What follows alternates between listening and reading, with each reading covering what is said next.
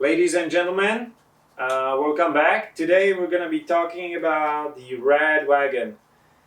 This is our family bike, and we had it for about a year and got a little over 1,000 miles on it. So let's get to it. So the base model, just the bike by itself, is about $1,500, and then with the addition of the caboose, which is this railing in the back, the child seat, and the front rack, it ended up being about $1,850. There's a new version of this bike out, the Radwagon 4. So if you're looking for a review of that, this is not it. But nevertheless, there's a lot of things that are very similar. So I would say stay tuned and see what you think. So I'm about 6 foot tall. This is my seat height, and this tape over here is how much we lower it for my wife, which is about 5'4". So it gives you an idea. So you can go for somebody that's even shorter than that. I believe the new one, the Radwagon 4, can go up to 5'1", as little as 5'1", and about 6'1" on the maximum height. But don't quote me on that. Please have a look at the other video. This bike comes with a hot drive motor. It's a 750 watt motor, straight drive.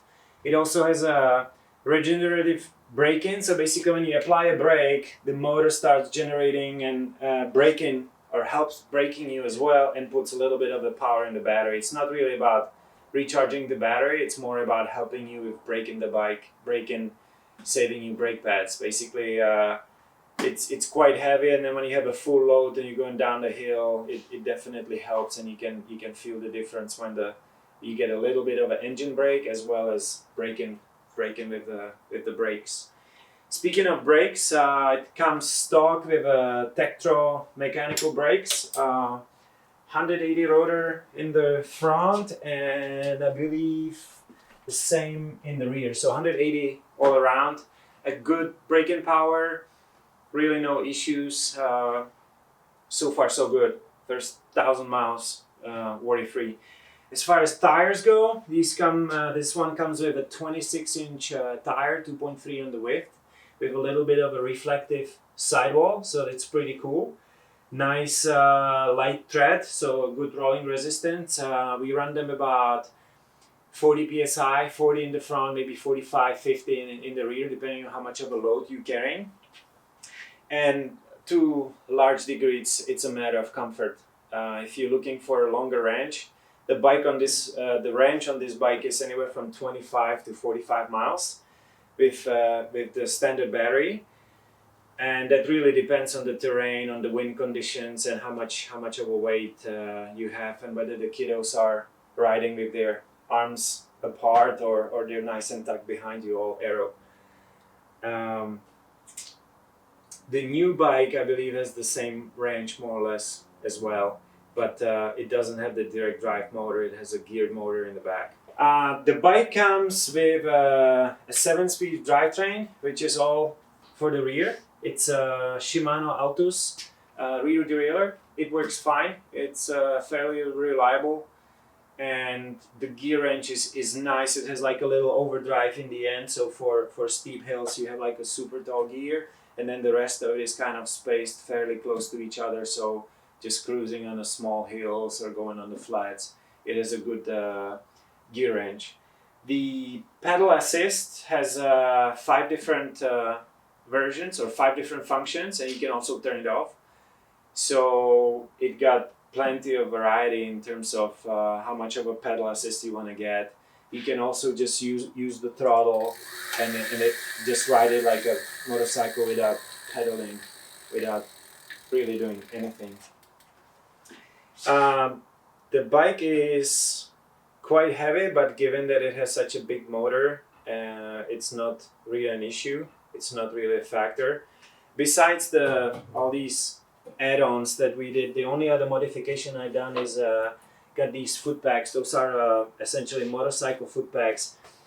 Our 4-year-old cannot reach the step guards yet, so I basically gave him these foot packs so he can be sitting here holding onto the bar and can rest his feet on these foot packs, and then he can flip them up if needed.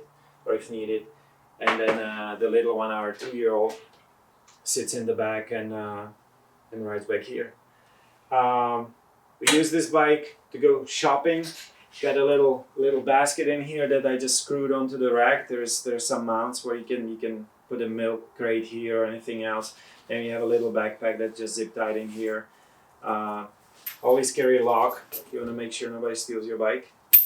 And then all the groceries and everything goes here, and the kiddos go in the back. We did a little sign back here, baby on board. The backlight has a flash mode. When you brake, it lights up automatically. You can run it with running light in the front or without it. And the battery is removable. I added this tool keg where there's some tools and a little pump if we were to have a mechanical with one of the tires just to fix it flat. And center stand, very good and sturdy. You still want to kind of be holding onto the bike when you're loading up the kiddos, just to be sure. But it can stay upright with them. The stand is rated to 150 pounds, and this rear compartment is rated to 150 as well. The whole bike is rated for 300. So basically, adult person and the 2 kiddos, no problem. It is a great bike. It's a great way to basically swap your car for some basic grocery shopping and for daycare runs with 2 kiddos. So I would highly recommend it. The Rad brand